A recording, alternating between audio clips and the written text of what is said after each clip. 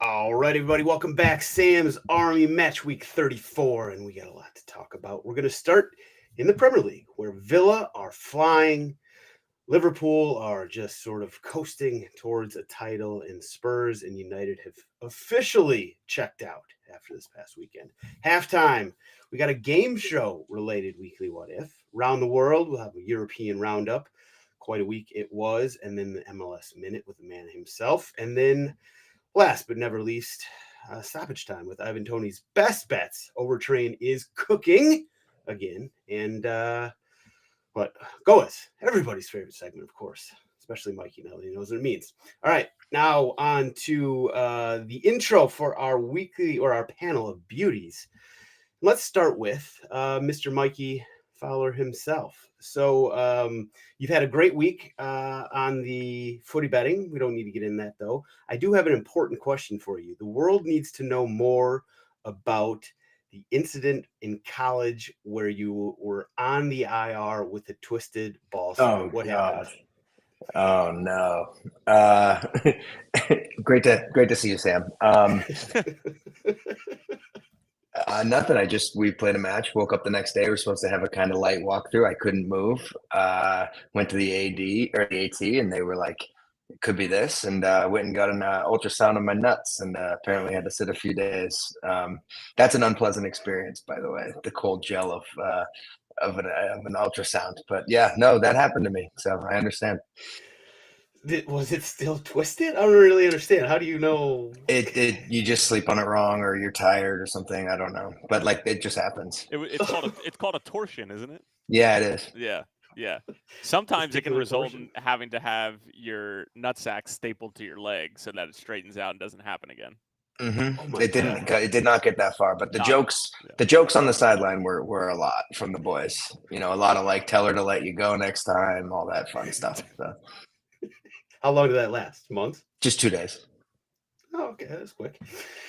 I guess that speaks to we're in from different generations. Mitchell Goulet, aka Overtime Mitch, you have commendably abstained from alcohol for months now, and will continue to do so. I actually had a question that was supposed to follow this. I had it written down, and I actually forgot what that was going to Oh, be. I just wanted to give you a you just compliment. I want to guess. compliment? Yeah, no, I appreciate that. Yeah, I guess where are we in the because you said you're going to do it until you dunk again. Where are we on that? yeah. I have a benchmark that I don't know if I'm ready to hit just yet. It's June 1st. That's what I'm trying to dunk by. We're getting there, but we're not fully there yet. But no, I appreciate the compliment. You can keep those flowing if you want. Sure. It was an accident, obviously. I'm not good with compliments, but there you go. There you go. June 1st. Everybody write that down. That's when we're going to see Mitchell dunk on probably some small children on the basketball court again. All right, Tyler. And this in no way, by the way, Tyler Terrence, he doesn't really need an intro at this point, but this in no way has anything to do with the snooze fest that you called at the weekend. But at what point during a game where it's just, wow, this game is awful, just nobody really cares about it, when do you kind of switch to, like, I don't know, sort of bringing in some outside chatters, talking about something other than the game? Is there like a minute, like say the 60th, 65th, 70th, where you're like, you know what, maybe we'll have some light banter about, I don't know, European games or something else going on in MLS. Um. No, there's no like set time. To be fair, even though I haven't seen a goal in more than 180 minutes,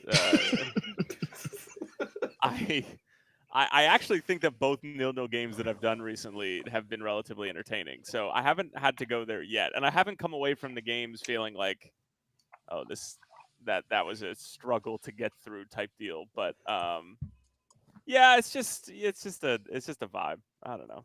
I haven't reached that point yet. My longest streak is 3.5 games worth of scoreless soccer. Yeah, I've gone, I guess, what would you call that? 7 halves of scoreless soccer before in MLS. It Damn. happened in 2023. Turf more Terrans. That's right. That's a good one. All right, we got a couple more games to go before we break that record. Hopefully, we won't do so. By the way, what game are you on this weekend? We've got Columbus and San Jose. Should actually be a Oh, really, there's gonna really be fun goals. one. Yeah, There's gonna definitely be goals for sure. Yeah. Okay. All right. Well, now before we get to Premier League, we got some chatter from our good friends, or not chatter. We got some things to talk about from our good friends over at Kick-It, the all-in-one soccer tennis set. Tyler, why don't you hit us with it? Yep. As you all know, that there was a big sale going on kickit.net, and you also could add on the SAM25 discount code, which brought it down significantly. I think it was all in, it was like 35 or 40% off. Don't know if that bigger sale is going on right now, but what I do know is that SAM25 code lives on, and that should be the only reason that you're heading over to kickit.net to get your basic soccer tennis set. As we've talked about before, it's going to be everybody's favorite game, and we already have had a couple of members of Sam Fam who have purchased it. I can't wait to see the pictures. I can't wait to see the videos. I can't wait to see the trolls of Samuel, because the ball is designed for people like Sam who have two left feet to be able to keep the ball up and to be able to play and have a good time. So I'm excited to see what our Sam Fam is going to bring to the table Kick-It wise. But head over to kickit.net. Code SAM25 is going to get you 10% off. And yeah, we love Kick-It. There we go. And now, if I had two left feet, I'd still be playing professionally somewhere. I'll just tell you that right now. Unfortunately, right foot. You would still be All right. playing professionally? That's what I said. That's what I okay. said. Got I it. didn't really mean it, but I said it. Premier League time. Oh, I mean, we've talked about this. The run in. We've hit this lull where things. I don't know. You got Liverpool, as I said at the top. They're coasting towards the title. Arsenal held off for a week this weekend, but we know that's happening. And then you got the bottom three. It's already set in stone. Thank God, because Tottenham would be in a fight for our life this season. But then you have the top four, well, actually top five battle this year, because our England's quotient was high enough, and that's really where the party's at. This whole sort of finish here, other than obviously we're going to be glazing Liverpool when it officially happens, probably against Tottenham this weekend. But the games this week, I mean, I don't even think it's hard to say what the game of the weekend was. For me, it was Aston Villa just putting a number on Newcastle, Jason Tyndall's Newcastle, 4-1 in a game that obviously both teams were very much up for it. They have all to play for, which really you can't say about most of the games going on at this point. And Aston Villa coming off of kind of a really deflating midweek where they lost, where they gave it their all against PSG, but came up short. They came out flying and just whooped them. I was a little surprised by that. Mitch, any thoughts on that game? What it says about Aston Villa, what it says about Newcastle, sort of what it says about the top 4/5 battle? Didn't watch it, but thoughts on the top 4/5 battle. Like this is going to be an exciting finish. This is the one thing that we have left to play for the rest of the season. Title's locked up. Relegation is locked up, barring some really dramatic. Nope, relegation's locked up.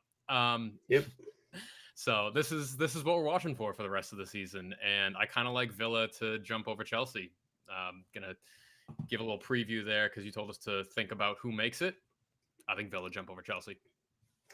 Yeah, I mean, that's really the talking point as it comes down to it. We're down to a battle of, 5 teams for 3 slots, if I'm not mistaken. So basically the battle for 4th and 5th. Forest, who came up with a nice win today against at Tottenham, Newcastle, City, Chelsea, Aston Villa. So those are 5 teams, and they're battling it out for 3 slots. 2 teams are going to be left on the outside looking in. Mitch just gave us a little teaser on who he thinks one of them are going to be. Mikey, any thoughts on Villa, Newcastle, or the battle for top 5? Talk to you guys about this after the deadline, about how Villa's investment is critical. They needed to stay in the Champions League places to afford that wage budget. This is where you see that paying off. Talked with a friend this weekend about signings of the season, and you got to talk about some guys signed at the end of January for Villa that changed their trajectory of their season. So smart investment. It was a critical time to spend. Kudos to the scouting team and everybody getting that across the line. It's not easy to do in January, and that is why you do it. Results like that on the weekend. So credit to the operation there. They need to remain in to avoid a massive wage cut. So I think that's a brilliant job. A little bit of a Barcelona light. They had way more on the line. This late in the season, teams that have more on the line are going to get results. and they have a lot more on the line than Newcastle do at this point. Right, and even with that win, they're still on the outside looking in. So right Yep. now, Aston Villa, of those 5 teams, Aston Villa is the 5th. I mean, that's technically on goal differential. They're even with Chelsea on 57 points right now.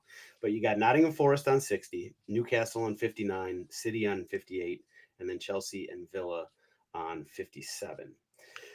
Tyler, any thoughts here? I agree with Mikey. It felt like that game for Villa was much more significant than it was for Newcastle. I'm not even talking from a wage standpoint, but from in the position at the table as well. I mean, you just felt like there was a different sense of urgency, and not for nothing, but for Villa to do that to Newcastle when Newcastle was arguably playing the best football in England at the time, Yep. and Villa coming off of the week that they just had, I think it was a cool moment for Villa Park and the club where you can lose that tie against PSG in the fashion that they did and say, this wasn't killing our season. We still have something to play for, and we're still capable with the depth that we currently have because of everything that Mikey mentioned, that we can still go out and win against a very, very, very good Newcastle side on the weekend, several days following a pretty big disappointment. So kudos to Villa. I think that, because I said last weekend that I don't think that this race is properly going to heat up or feel like it's do or die until match day 36, 37, because everything's so tight, and I don't really think there's going to be a ton of movement. And you could sense that from Newcastle, where they were like, if we lose this game, we lose this game. There's still a point clear of City, and there's still a point clear of City and 2 points clear of Chelsea and Villa. So for me, again, like yes, I'm excited. I'm intrigued to see what this race is going to sort of yield, but I don't think it's going to happen until it's not going to feel do or die until the last couple of match days of the season. One of the things I was thinking going into that week was that, the PSG game was going to be kind of a drain on Villa, for obvious reasons. You got to play a top-notch team for 90 minutes, if not more, in the midweek, and then you got a tough game in the weekend. But I actually thought the fact that they went toe-to-toe with PSG, beat them on the day, right? I mean, yes, they lost the tie, but they won 3-2 in an incredible game. I thought that was actually going to be, I thought it was actually a lift for them in the way they came flying into that weekend. I don't know. I thought it was going to be a drain, but it ended up, I think, being a good thing for Aston Villa. But both those teams came in playing so well. Like, if you look through their recent run results, like, their only losses were, PSG for Aston Villa, and nobody for Newcastle. I think their last loss was in February in the league was Liverpool, and then they actually lost one in the FA Cup as well. But yeah, both those teams flying. But you're right. I think it really came down to Aston Villa just needed it, and Newcastle wanted it. Any other results from the weekend? Chelsea saved their asses. Yeah, big time. Yeah. So when they went into halftime and Chelsea fans were chanting "wanker," wanker, wanker at Maresca. Whoa. Yeah, that was tough. That was tough. What? No, nothing. We have kids listening. Oh, sorry, small children. I got to get the chat open. In fact, sorry if there's some small children in there. But Chelsea kind of, did that feel like that saved them from basically falling out of this race? No, but it certainly saved them from like needing significant help. I think that right now, any team that's in this race, if you win the rest of your games, you're going to put yourself in a really good position. But had they lost that, I think that they would have needed some serious scoreboard watching for the last few match days, in addition to winning virtually the rest of their 5 games. I'll tie it in with another result, Sam, for you. But that City result, I think, is a lot bigger than people think. Yeah. That it's a tough place to play. Everton was Evertoning to perfection up until the 80th minute mark. And what this tells me, and it might be a little bit early, and I might have a little bit of PTSD as an Arsenal fan seeing them in April, but I don't think they're going to lose or slip up once again. I think tomorrow's a huge match with Villa, but I think this City team is going to win out. So that's one spot, I think, personally. Just seeing them in this late season form, they do something right now that really scares me. So I think it's a big result. It's an interesting observation, insight, but like we've said so many times, this City is just different. I don't know if they had that in them this year. I don't think I'll they believe did. it when I see it. So you think are you including the Villa game this week? I think they play Villa. take maximum points for the rest of the season. Wow. You think they take We just glazed Villa and what good form they're in, and you think they Yeah. take points? Yeah, I really do. Okay. But you say prove it in terms of like you think that their juice is all from years past and what they've done. Something about the notwithstanding way, this season. something about the way Pep builds them up for these late season pushes, I think really matters. I mean, if you look at the results, they haven't been playing that bad. They lost This to team Liverpool. hasn't Forest. been so far out of a title race since Liverpool won the title. Like, and even before that, they were like, I don't know. I don't trust this City team, and I don't think that I like a draw tomorrow, as we're recording this on a Monday. Now, Mikey, are you including FA Cup in that? Do you think that they're going to win FA Cup? Yes. Wow. Okay, you're just saying City again for a moment. I feel that right now. And I think this result for me over the weekend was if I saw them slip in this fixture this weekend, I would have had a different opinion entirely. By the way, if Tarkovsky doesn't get injured in that game, I think that Everton come away with the result. And hold on, Mike, I want to ask one more follow-up. If City do win out, they finish where? Third. Okay. I think they that finished makes sense. third. Sam, you said that you think Forrest is going to drop out last week. Did I? Yeah. I can't remember. I said that. Or you were nervous for them. I might have been nervous for them. But I don't know. They're such a good team. I've been saying it all season. I don't want. Are you saying that because Peaches is in the chat this time? No, Peaches I'm not saying it's just because Peaches is here. Don't make me have to be that kind of guy. I mean, I'm just nervous for them because I think that they deserve. Honestly, I think they deserve to be a Champions League team after the season they've had so far. So I think it would be just incredibly deflating for them if they just got a couple bad results at the end of the season, and that I think would have included because they were coming off of loss to Villa, a loss to Everton, and then this game at Spurs, which Dr. Tottenham obviously showed up, but we could have found a way to scratch at least a result out of that. And then things look a lot different. I mean, like Forrest, we had a lot of that ball. I don't even want to talk about that game, but like we could have But easily you're going to hang the banner. Hang the banner. I mean, like, oh, you guys are toothless. Fucking toothless. So bad in the final third. Just so bad. We'll get to the relegation talk later. Yep. Yeah, let's talk about the good teams. Let's stay talking about the good teams. We got a lot of power bottoms this season. All right. I sidetracked us, but I think that I think it would be really deflating for Forest if they fell out of that top 5. But with that result against Spurs, obviously that's a big win for them. Coming down the stretch, they got Brentford, Palace, Leicester, West Ham, Chelsea. Peaches says that she'd be over the moon if they get any form of Europe. If I'm a Forest fan at this point in time and you don't get Champions League, I'm running my head through a wall. I would not be able to live with just simply Europa League, given the fact that you've spent the entirety of the season in a Champions League spot. Yeah, I can understand where Peaches. Even though you finished 17th last year, I don't. Relatively easy fixtures. Yeah, they got a good run in. And they could still win FA Cup as well. What would happen to City if they missed out on Champions League financially? The charges would come into effect. I mean, no, but really, like, what do you do? Legally, with that? or I don't know. Like, what's the protocol for that? If you genuinely can't afford your wages and you know that you're gonna have 50 more charges coming your way if you don't do something about it, how do you handle that? Start cash injection. Manchester City Plus subscriptions for $10.99 a month, and it gets you exclusive access to like the air Holland breathes. I don't know. Yeah, I mean, do you think that Pep starts a podcast with a Patreon? Can't compete with this Patreon, but yeah, no, I'd subscribe. I mean, I think that what we've learned over the last couple of years is that Just look at what Chelsea's done recently, selling their women's team to themselves. Like there's so many loopholes that they'll find a way to be able to pay their players and buy, Florian Wirtz and whoever the hell else they want.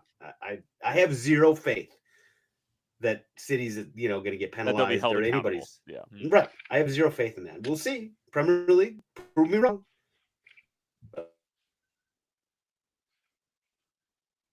I got Wi-Fi anything Sam. else. Oh no, Sam is sputtering like Spurs. Run it back. Spurs attack. Jeez. Right back. Wi-Fi dropped sorry. off. You're fine. Did No, it? nothing I think else. Let's move on. mine was okay because it was mine will pick up locally. So are we done with the top now? Are we ready to talk about power bottoms? Mm-hmm. All right, power bottoms, United and Tottenham. We suck, and it's clear that we just don't even care anymore domestically. I don't even know what else to say. I don't even blame them. I It wouldn't. doesn't matter. Who cares? Roll out your academy team. Yeah, we're Europa. Only thing that matters or is bust. yeah. It's the only thing that matters. I mean, I get it. It's an easy thing to say for somebody who isn't going to games like in England and sort of, But from where I'm sitting, But we're a Spurs fans Europa or surely, bust team. like actual Spurs fans in North London who go to games, like they surely feel the same way. Like the only thing that matters in the world right now is Bodo Glimt. I guess so. I mean, no. I mean, obviously that's not true. But I think that what's happened is basically my hope that the team was going to turn around our form when the guys came back from injury is out the window. So at this point, like I've started to go towards the camp of it. Even if we win Europa, like Ange doesn't really deserve to keep his job at this point. Like, I don't know. We'll see how it goes. We still have 5 or 6 weeks, but like, What's the look at difference? how we're playing. You know something though, and this is why I put that poll in the chat, and I had a debate with Tony Miola about this for like half an hour on Sirius XM. What's the difference between winning Champions League or winning Europa League and qualifying for Champions League in a top? I understand the difference. There's a matter of like form and larger sample size, but like if you came into the season and Daniel Levy sat down with Ange and said, you need to win a trophy or you need to qualify for Champions League, one or the other. And he would be doing both. He's 3 games away from accomplishing both. I'm just and I mean, and not for nothing, but Ten Hag wins an FA Cup, which is effectively like, one step above Mickey Mouse Trophy at this point in time, and he keeps his job. Well, we got higher standards at Tottenham. Oh, okay. Do you? And That's what that is. No, You will be massive underdogs against either United or Bilbao. You really think? Are you guys underdogs against Bodo Glimt right now? Because I feel like you should. They're a damn good fucking side. Like You're not winning. You're not winning this trophy. First of all, we're favorites to win Europa League right now, for the record. There's more people betting in London. It's true. I was going to pull up. I only have the odds for Tottenham and Arsenal. I don't think I have the odds pulled up for. Oh no, I have them all. So Champions League, no, Europa League. Tottenham plus 162, Athletic Bilbao plus 200, Manchester United plus 225, and Bodo Glimt plus 1200. So I think it's. I love United there. Fair to say, Tottenham are going to be favorites in the games against Bodo Glimt. Now, whether that's, as Mikey says, a lot of punters in England changing the odds. I mean, I guess that's fair. I still think, I don't know. Are we good? Are we good to talk about the other bottom dweller? Yeah. I'm absolutely fine not talking about Tottenham again. Let's move anywhere else. Manchester United, power bottom. I'm extremely proud of Nicholas Fulkrug. Loved his comments. I did. I don't want to save it for GOAWs, but his post-match interview where he said, I'm very, very angry. We had some minutes where we showed what we can do. We showed that we can have good possession, but then we have the chance to score again. The motivation goes away. Sorry, we were shit. I'm very angry.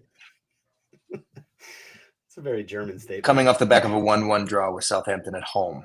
It's disgusting.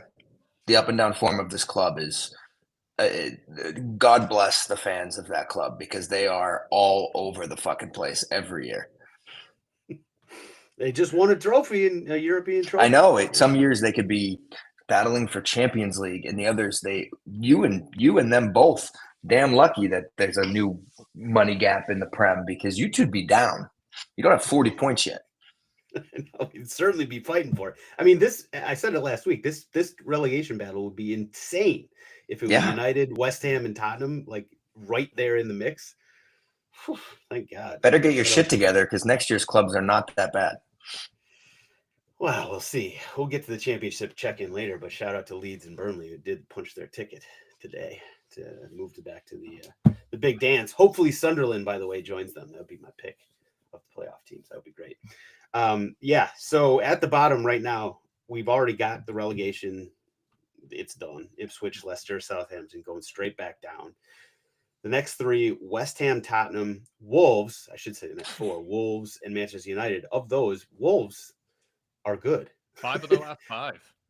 Yeah, Wolves are good. Everybody else stinks. I didn't even include Everton in that.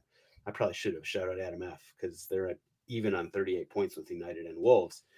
What a just shit season. Crazy season for United, Tottenham, and West Ham. At least West Ham, or at least Tottenham and United have obviously Europa hopes to hang our season on. West Ham, absolutely nothing. I don't got anything else to say. Are we done? Keep it moving. Any other games? Yeah. No, good. All right, we'll head on to FPL. Things are starting to get a little interesting here in FPL. Let's check.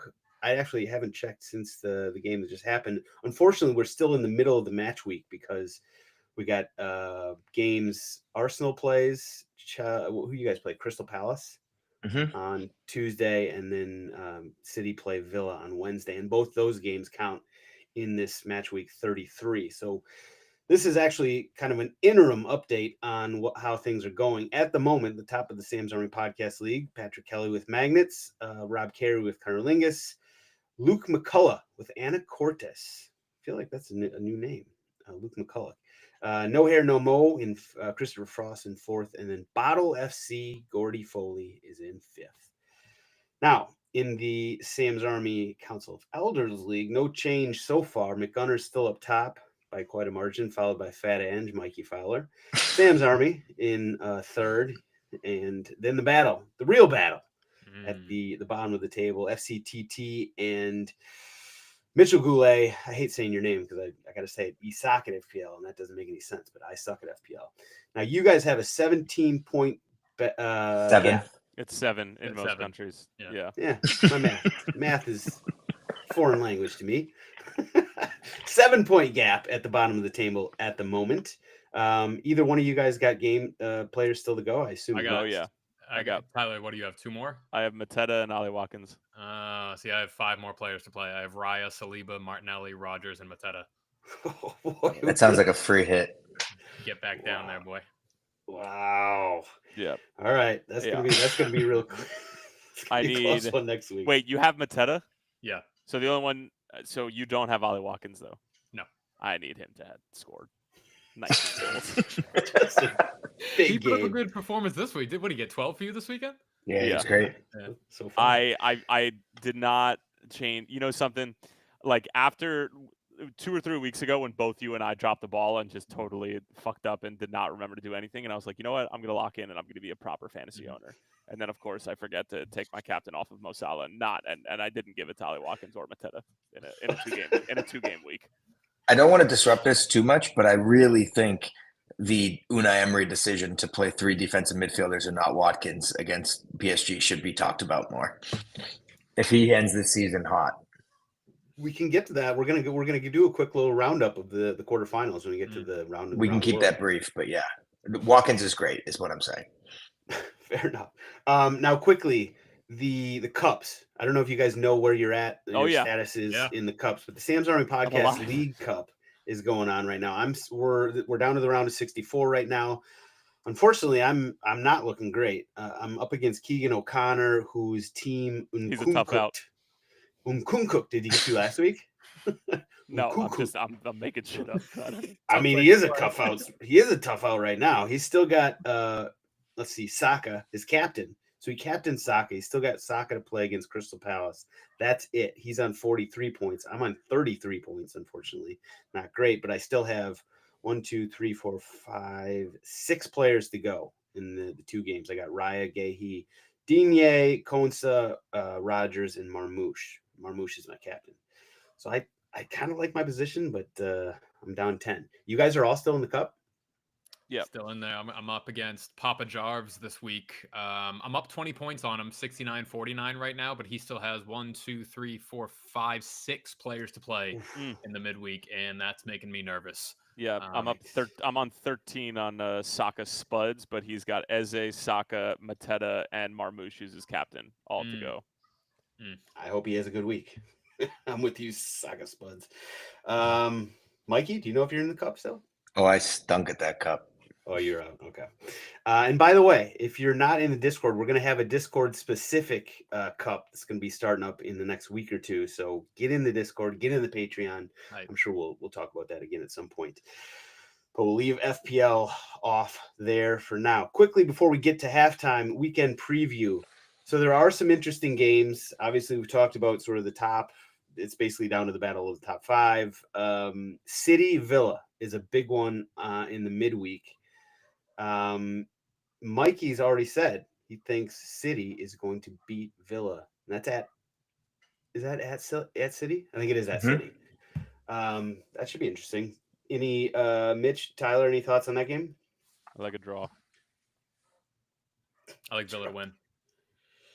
I just want a lot of goals. A lot of goals. Please give me a lot of goals in that game. Other games, Liverpool host Spurs on Sunday. Is that the one where you guys could mathematically lock up the title? Oh, great. That's awesome. But don't we need Arsenal to lose to Palace? No, I think that takes you over. Oh. Okay. If we lose to Palace, though, mathematically it's yours. It's either 3 already, or you guys drop all 3. Got it. Okay. It's exciting. It's exciting for us, for our club. I love that for you. Yeah. That means you're gonna hang like a six spot on us. Cool. Mo resigns, Verge resigns, win a title. Things are looking up. Other games, Nottingham Forest host Brentford. That should be an interesting one on Saturday. Those are the only games I had written down. We'll move on. Halftime. Now, before we get to a weekly what if question, I think we have a few comments or a few thoughts from our people over at Arc Designs, who do the best 3D engraving in the sports business. Tyler, what do people got to know? People got to know that arcdesigns.com is where you should head, ARCKdesigns.com, and you're going to use the code SAM25 to get 10% off of your order. And that order could consist of some coasters, some lovely coasters that are 3D laser engraved from our great people over in Loveland, Ohio. Shout out to all my peeps in the Loveland. And they do some great stuff. You can get any sort of stadium that they have available on their website, NCAA, basketball, football, NFL, NBA, MLS, whatever they have on the website, and then whatever they don't have on there as well. And so that you can use the customary toggle. So if they don't have a stadium that is on the website, you can tell them what you want, as obscure as possible. If you want an Ellen Road coaster, shout out to our people over at Leeds and shout out to Larry, then you can say, I would like an Ellen Road coaster, and they'll make it for you. Great customer service. Head over to arcdesigns.com, code SAM25, and get your order today. There you go. Well done. Arc Designs, ARCK Designs. All right. Weekly what if time. Now, this came up because of some chat that was going on in the Discord. I think it was on the Discord, not on the group chat, where people were talking a lot about Jeopardy. It just got me thinking, if you could only watch, because I do think this question will be a sort of a window into people's souls. If you could only watch one game show for the rest of your lifetime, only one. I know Mikey's struggling with this question already. What game show would it be? Mikey? Fuck Cash Cab. Agreed. Cash Cab is lame ass show. Yeah, it's post. It's post Jeopardy fucking nonsense. I would just keep my headphones on and not talk in the cab. It's Jeopardy. Sorry, I watch every day. It's the only one I watch every day. After. Retweet Jeopardy. Jeopardy all day. If you like Wheel of Every- Fortune, you're dumb. Well, That yeah, is no. that is a dumb show. That's a smooth brain show. Jeopardy is great.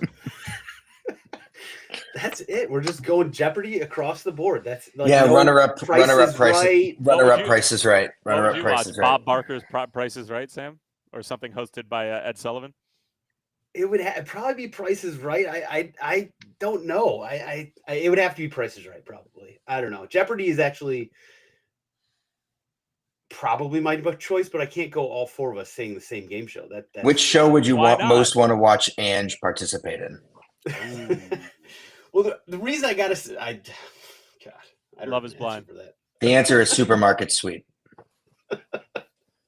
Oh God! The thing about Jeopardy is it keeps your brain sharp. You know, it's interesting, And you get some personality from some people in there too. And I love watching some of these guys and girls' competitive side coming out, and the ones who think that if they shake the buzzer a little bit harder, then it's gonna go through. Like some of my people on there are absolute maniacs with that shit. Like I love it. Big facts. No votes for Family Feud here. Okay. Is that another smooth brain show, Mitch? It used to be not better than it is. Yeah, I think us five, Tommy included, would do well on Family Feud. That'd be an absolute movie. Oh, please. If you have another like that. podcast full of five strapping gentlemen that want to compete in the Family Feud style contest, Please, God. Hit I us like it. up. We'll do it in Hartford. Us against Football Weekly. I'm just looking in the chat. We've got a couple votes for something called baggage. I don't even know what that is. Homework is to watch one episode by next week, Sam. It's something I discuss with my therapist on a pretty weekly basis. Sorry. Shout I've out. been semi-related. I've been ripping House Hunters a lot recently. just to I've been in a lot of hotel Semi. rooms. It's a hotel room show, and I feel the brand of television that you watch needs to match the quality of the hotel room. And I've been staying at a lot of like DoubleTrees, so House Hunters it is. Just a great show. Was Just that really part of good. your cross-country extravaganza, staying It in a is, lot yeah. of We DoubleTrees? just got in yesterday. You can tell a lot about a person by their accommodations while they're making a cross-country road trip. And DoubleTree tells me that you are like somewhat financially responsible, but you also have decent standards. Yeah. We're not staying at Motel 6s, but we're also not staying at the W's. We're getting in, taking a nap, and getting out. We made good time too. I stay at Motel 6s and like Red Door Inns and that type of nonsense. I crash on friends' couches. Yeah, or that if that's possible. Yeah. All right. When you started that, asking Mitch about the hotels, I thought you were gonna, rag on him. But yeah, that was actually complimentary. That was nice. That's two compliments, nice. Mitch. Compliment Two Mitch show. compliments. Let's go. Yeah. That's right. We don't even need a compliment corner this time. We've already had it. It was from Mitchell Goulet. And thus, Mike, you got a compliment from Mitch you want to add in there? Hair looks nice. Looks great. Yeah, Great you look hairline. cleaned up. Appreciate it. Great hairline. By the way, before we're done with halftime, quick shout out to our NCAA pool winner who has come forward. It is I got to give him credit. I got to Like it's a crime. Yeah, like please come forward if you were the one who himself stole in. this. Yeah. No, it was because they only had the name, wait, do you have a condom Yeah, or whatever, yeah, right? yeah. And their name wasn't on there, so we got to give them a shout out. So our Michael Grubbs, who I know that Brian Grubbs, I've chatted with him a number of times on Instagram. Our Michael Grubbs is his brother who is traveling at the moment. I don't actually know where, but he was the winner of our very prestigious NCAA pool. So shout out our Michael Grubbs. I don't even know what you win, but you're going to win something. It'll be very nice. We should figure that out. Real nice. It'll be real nice, whatever it is. All right. We will head to Round the World. So quickly, before we get to MLS Minute, and I know the Minute Man is ready, but Mikey and I don't know, anybody else is welcome to, if you have any thoughts on the midweek with, Europa League, in the Champions League and the Europa League, Tuesday, Wednesday, Thursday was awesome. I mean, I feel like this is a bigger discussion and we don't have time for it this week, so I'm not going to jump into it, but I'm wondering if we're going to give credit to UEFA for. I have a great idea. Okay. Hit us with it. For the sake of time, why don't we all hop on a Patreon episode soon and preview the Champions League and talk Europa as well? Keep it specific to that. Yep. Yeah. Okay. Now, if you're listening here, just a quick reminder to get access to those special bonus episodes. We've had Larry lately. We've had Larry was talking Leeds. We had the two guys from Armenia Bielefeld, which I've done a terrible job of promoting. They are both awesome dudes, and you guys need to go listen to that episode because they're on an incredible run to the German Cup final. They play Stuttgart next month. But yes, that's a great idea. We will have a because I have a lot of thoughts and I really want to unload them, and I think we don't have enough time for all of them. No. All right, fair enough. There we go. Just know that last week was awesome, and we got some more good games coming And up. I love Adam F's soon. suggestion for our NCAA bracket pool winner who decided to come forward, without any punishment. Art design coaster of their prize, of their choosing. Sorry. Okay. Great That's shout, good. Adam F, who's front runner right now to be the CMO of Sam's Army. Commenter of the week. There we go. Yep. All right. That's what CMO stands for. Yeah. Commenter of the week. I didn't really know what it meant, so I was just going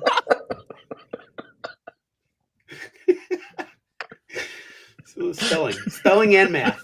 Two things I'm not great at. All right. Oh, my God. Listen, I was just getting geared up. It's I was not all like excited. you don't have a real job and operate within the greater American corporate industry. You pose yourself as somebody who's a stay-at-home dad and doesn't do anything other than post memes with balls on people's faces all day. I mean, there's something to that. Am I deeper than that? Am I more than that? I don't know. Sometimes I think I'm not. You know who is more than that? The MLS Hit-It-N-Quit-It Minute man himself, who is ready to go balls deep on our domestic league. So let's hit us with it.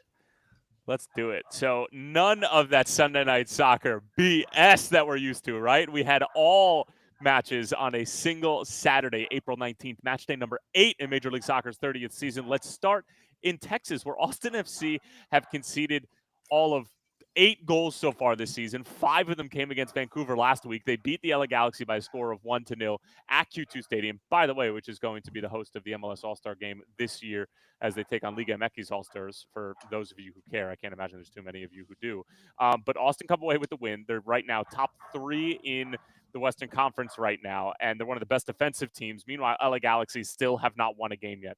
Still have not won a game. Reigning MLS Cup champions, had to get rid of a bunch of pieces. Ricky Pooch obviously dealing with the ACL surgery. They have not won a game 8 match days in. Greg Vanny's seat, I don't want to say it's getting hot because it'd be ridiculous to do that, but is it? Question mark? I don't know. Let's just leave it out there. All right, let's head to Cleveland. Not because that there's an MLS team there, but because Major League Soccer decided to take Columbus's game and move it to Huntington Bank Stadium, the home of the Browns, in arguably the best game of the year so far, away from Columbus. A lot of Lower.com field patrons are very upset with this decision, but more than 60,000 got to see Benjamin Kromoski score the only goal, a diving header in this one.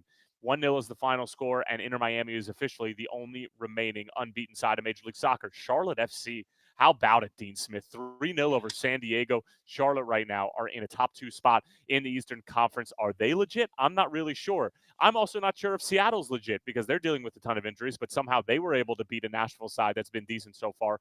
3-0 is the final score. That's 2 wins in a row for a Seattle side. 1 on the road against Dallas, now against Nashville. Let's head over to Foxborough, Massachusetts, where the New England Revolution don't look now, but they've strung together a few wins. 2-0 over the Pigeons of New York City FC. Pascal Janssen's side, I'm not necessarily convinced. I'm not convinced by Caleb Porter either. I think both of these teams miss out on the postseason, so let's move on.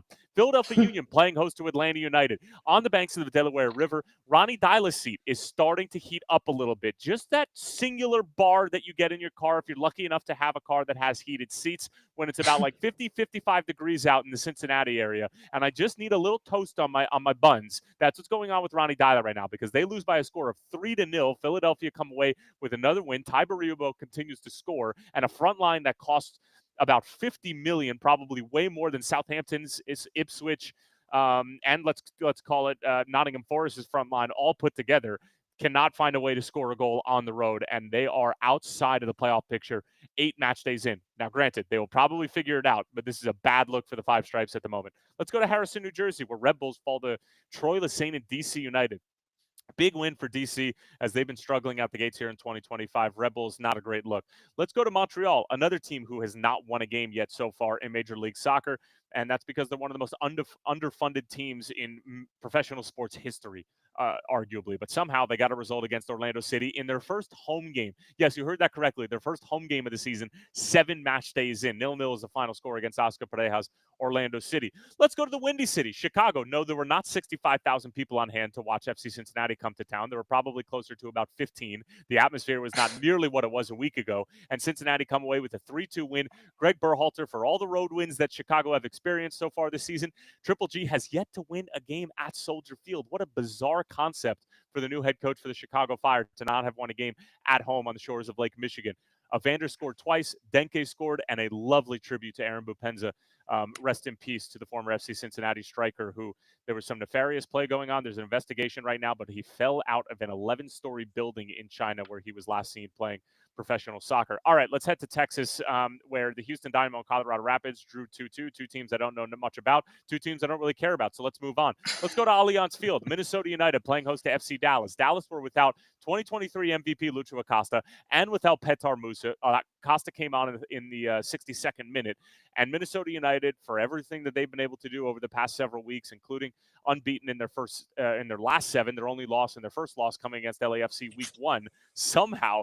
And I told you guys that this might be a money back guarantee game. I'm glad that I didn't do that because FC Dallas find a way to get a result. Mikey Fowler, I'll tell you what, if you want to see some proper tackling and some proper center back play, go watch Osazi Urugide of FC Dallas. He, for my money, is by far and away the best defender in Major League Soccer right now, and it's not even fucking close. This dude has a problem. Apparently a sweetheart off of the field. This dude is out for blood inside of the chalk, and he just absolutely decimated every single member of the Minnesota United team. 0-0 is the final score. St. Louis and Vancouver, 0-0. Vancouver is still top of the Supporter Shield standings. Real Salt Lake playing host to Toronto FC. Hey, mazel tov to Robin Fraser and Toronto FC for getting a win on the road. That team has been struggling as of late, in the Italians. Even if you give them the ball, they're still not really doing much with it, but they find a way to get it done. Portland playing host to LAFC, arguably one of the best games of the weekend outside of Columbus and Inter Miami. A 6-goal thriller split right down the middle. And what do you know? Phil Neville's got more words for the referees in a post-game press conference like we've ever seen that before. Denny Bawanga in stoppage time with the game-tying penalty. 3-3 is the final score at Providence Park. And then Bruce Arena and the San Jose Earthquakes welcome a struggling Sporting Kansas City side to PayPal Park in Northern California. And everybody saw this one coming. Sporting Kansas City scored 3 goals inside of the first 25 minutes, and they hang on for a 5-3 win in an 8-goal scoring bonanza between Bruce Arena and Kerry Zavagnin, the fill-in coach for Sporting Kansas City right now. And that would do it for match day number 8 in Major League Soccer. Well done as always. I had a question for you on that Austin FC Galaxy dust up after the game. What was no that? idea. Just Galaxy just no being idea. Galaxy mad just that they pissed won off. a game? Big mad. I'd be mad. Yeah. No, okay. they stink Fair right enough. now. Yeah. Fair enough. All right. Well done, sir, as always. Everything we need to know about MLS in about 60 seconds or a few more. We will go to quickly championship check-in. So we actually already did this. Shout out to Leeds United and Burnley. They're coming right back up. They are coming right back up. And officially, mathematically, it's done. They are the 2 automatic promotion teams or clubs this season. So they are coming back to the Premier League. Shout out to our guys, our good friends, great friends of the program, Larry Nance Jr., TJ McCulloch, who are McConnell. Excuse me. I have a friend, McCulloch. And I was playing Luke McCulloch. Well, congrats to him. TJ McConnell and Larry Nance Jr., who are co-owners, of course, of Leeds United. So well done to them. I'm sure they're going to celebrate in fine form soon enough, although TJ is in the playoffs against the Bucks at the moment. So obviously I will be celebrating with Larry at a Leeds event in the near future. So I'll be posting some stuff on your account. keep an eye on it. My account and maybe Mikey's as well. Stay tuned. All right, and then the rest of the championship, by the way. So basically, I follow along with a couple of teams that are in the mix at the moment. Obviously, one of them being Sunderland, who I'm rooting for. I hope they make it. I can't find the league real quick. I got to tell you, there was an amazing match today between Burnley and Sheffield. I came away in love with Josh Brownhill. Congratulations to Burnley. Sheffield are not going to win that playoff. I'll tell you right now. I love where your head's at on that. So Sheffield United is in 3rd place. That was obviously a very Good game between Burnley, who is in second, and Sheffield United in third. But unfortunately, because of that loss, Sheffield United will be going through the playoff if they're going to make it back up. So Sheffield United is in third. Sunderland's in fourth, also in free fall, by the way. But sounds like they basically called in, waved the white flag on the season, kind of like Spurs, and are just focused on the playoffs. You also got Bristol City and at the moment Coventry in the other two playoff spots. Those fifth and sixth slots of the championship are still very much up for grabs with a couple games to play here. We got Middlesbrough, Millwall, Blackburn, West Brom, Swansea, all still in the mix for that. So the championship, if you're looking for, some drama, need a little fix, and you're not getting it from the Premier League, check out the championship, because coming down the stretch, it's going to get interesting. I promise you that. All right, we will head to stoppage time, where, of course, we are starting with Ivan Toney's best bets. And it was a weird week because my overtrain five-a-side pick of the day on Friday actually got rescheduled the day before the game. It got rescheduled to Monday. So I actually had 6. Instead of the 5-a-side, we had 6-a-side this week on the overtrain. Unfortunately for everybody who is listening right now and you don't have the Discord, you didn't get my fill-in substitute pick for Friday, which is unfortunate for you because it worked out quite well. So you got to get on the Patreon. And yet another reason to get on the Patreon. If you were in the Discord and you were listening to or talking to the best bets conversation with us and you got that pick, you could basically just pay for your Patreon right there for the whole year. So anyways, Ivan Toney's best bets, overtrain. We went 4-2 last week. So instead of 5, we had 6. But I'm going to go back to 5 for this week. Overtrain, 5-a-side, Wednesday through Sunday, 1 over a day. We are starting on Wednesday here in the U.S. We're going to go to the USL Championship, where San Antonio is hosting Colorado Springs Switchbacks. Thursday, we are going to a Norwegian Cup game. Nardo is actually a third division team, are playing Kristiansund in the Norwegian Cup. Friday, we're going to Denmark, the Danish top flight. Randers hosting Brøndby. Saturday, we're going to Poland. Motor Lublin is hosting Cracovia. And then Sunday, my beloved A-League. Oh, man, this past weekend, by the way, was just absolute beautiful stuff from A-League. Goals left and right. Games with 5-2, 6-1.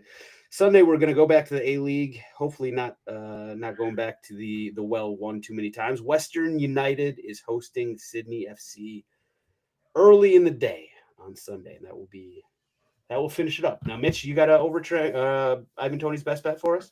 I do. Yep, I got 3 of them. We are staying in Italy the entire time. These are all on Wednesday. So first, I like Parma and Juve to draw. Parma has drawn their last 5 games. I think they're going 6.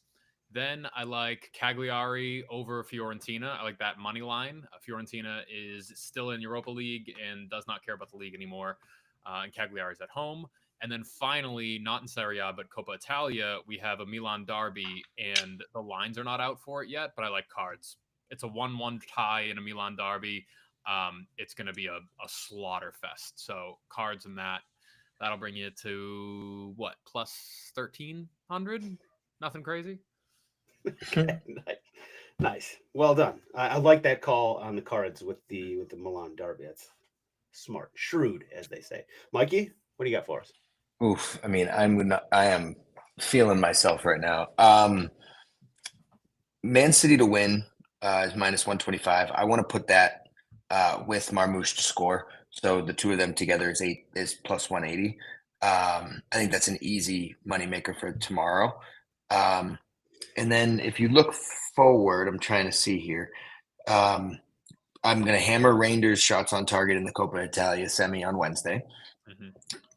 Absolutely. Today was Isco's birthday, by the way, goal and an assist. I should have given that out and didn't. Brian White to score on Thursday night.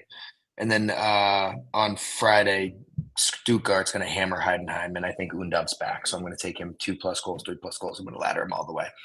Those are my midweek favorites each day. All right, there we go. Mr. Indie Pick himself. Now we will go to GOAWs, everyone's favorite segment. Mitch, you want to start us off here?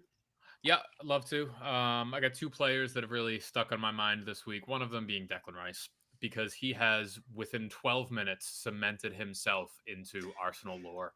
He's already an unbelievable signing, but in those 12 minutes, those two free kicks, club legend, immediate club legend status. I've never seen anything quite like it. I had a moment the other day this week where I kind of like had a moment of myself, sat in bed, and I said out loud, holy shit, we're in a Champions League semifinal against PSG. That's not something I'm familiar with. We've gone ups and downs over the past couple of years, and we've had some disappointments, especially towards the end of these seasons. But where we are right now, a lot of that is due to Declan Rice, and his availability over the past 12 to 16 months has been nothing short of brilliant. So Declan Rice is one of them. And then we have Xherdan Shaqiri, perhaps the most hot and cold player I've ever seen. And we know you all in Chicago hate him because he has, for his team, FC Basel, his childhood club, I believe, has already totaled the goal and assist tally that he had in 3 years in Chicago. 29 goal contributions in 3 seasons with Chicago. He's done that in 1 season in the Super League in Switzerland. He's got 14 goals and 17 assists with an average match rating of 7.8. He had a hat trick and an assist today. The dude is fucking flying, and it's all because he left Chicago. I don't even know what to say about that because it's true. So you could say like, was his form in Chicago like, or what's so good about it? He was supposed to carry us. He was supposed to be the guy that be doing that. He was your big signing. He was supposed to be the guy. You watched too many YouTube videos of him at international tournaments and said, just fell in love. Or with him with Basel, he saw it in the future. I mean, the guy can still play, so you got to question, why weren't you doing that here? All right, good shouts though, good shouts. And we didn't really give Arsenal many flowers, but yeah, you guys really deserve it. We'll talk about it in the midweek. Stay away from him, Sam. Bonus. Stay away. All right, good job. Well done, Mitch. Mikey, you're up. What do you got on the GOAWs front? I bookmarked 2 things this week. Do you want one or do you want 2? Both. All right, you got to pick one as your honorable mention, though. The main one is Vincent Kompany's assistant. I don't know if anybody saw this. He posted on Instagram. I'm not going to try to pronounce it in French or whatever language this is, but it translates directly to freshly single man, 40 years old, looking for a woman called Natalie so I don't have to redo my tattoo. Beautiful. No, I'm just gonna guess that maybe it was is Belgian a language? I feel like couldn't tell you. You can tell me. I'm sending it in our chat right now. But there's the one. I saw that and really loved that. So I felt like that deserved to go a shout. What is the award if not for men like that? And the second one is just a small one. Manchester City posted, "What is your favorite City memory?" on April 16th. And an account at City Blue quote tweeted with a screenshot of a headline that said, "Tevez refused to learn English because he blamed the Falklands War for his uncle's alcoholism." And I found that to be quite a funny response as well. So the two of them, City Blue and Vincent Kompany's assistant, are my GOAWs for the week. And remember, the rules are when I'm blackout drunk, I bookmark soccer things that I find funny. That's exactly it. That's exactly what we're looking for. I'm glad you brought both of those up. Carlos Tevez, that really seems like a world-class spin zone. He was just basically too lazy to learn English. And then, like he just said, you know what, I'm going to make up an awesome excuse for it. I mean, credit where it's due. That's an incredible excuse. That sounds like an excuse, though. I love Tevez. So do I. I just still think it's an excuse, though. All right, I'm going to give a couple honorable mentions as well. Manchester United fans, the ones who left the Europa League game early. Yeah, you guys get a special mention. It had very obviously Miami Heat game. What was that? Game 6, game 5 vibes, where they came back and I can't even know what year that was. NBA Finals, with Dwayne Wade hitting the three. Anyway, that was a tough look, though. The team itself, well done. 3 goals. We haven't even really stopped about. We'll talk about it in the bonus episode. 3 goals in like 7 minutes to completely save your season, including 2 goals in 2 minutes. What a finish to that game. So Manchester United fans get an honorable mention. União Barbarense, a Brazilian 4th division team. This goes specifically to their mascot. So they were up 3-0 on some team, and the mascot goes out into the field and starts doing a little sexy dance right in front of the away team, like right in front of their section, and basically caused a riot. And a whole bunch of guys ran onto the field, and like he got punched, and then he took his helmet off, or took his hat off, his mask, and was ready to go. Just a crazy scene. Brazil soccer just slaps different in Brazil. So shout out to União Barbarense mascot for that. The actual go has to go to Kylian Mbappe though. Just a terrible week.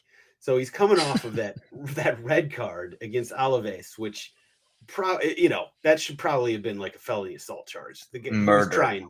He was trying to break dude's leg. That was crazy. We already talked about that last week, but follow that up.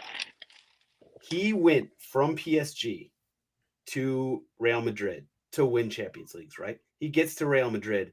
They just lost to Arsenal in the Champions League. PSG is still alive after beating Aston Villa, not just alive, but looking great after beating Villa and Liverpool.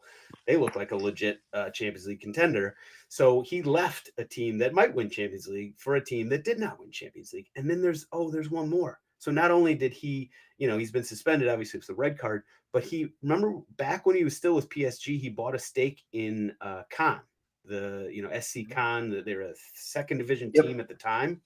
Well, they're no longer a 2nd division team as of next year because they just officially got relegated to the 3rd division. So it's just a real tough week for our guy, Kylian Mbappe. I'm sure he'll have, better. And he ran Ancelotti out of town. Is that? Yeah, he's gone. That's what we're seeing, yeah. There's been a lot of talk of that, but was Mbappe, are we really going to say Mbappe had like a hand in that? I wouldn't want to deal with having that squad. Fair enough. Xabi Alonso sounds like he's probably going to be the pick for Real Madrid if Ancelotti does go. Anyway, that's all we got this week. Mitchell, Mikey, Tyler, you guys are the best. Everybody in the Discord chat. Adam F called me Chief Marketing Officer Psyduck. That was a great shout. I love that. Everybody, if you're not on the Discord, get in the Discord, get in the Patreon. It's just an awesome community. I love everybody on there. And that's all we got this week. We'll see you guys next week. Bigger, better, faster, stronger.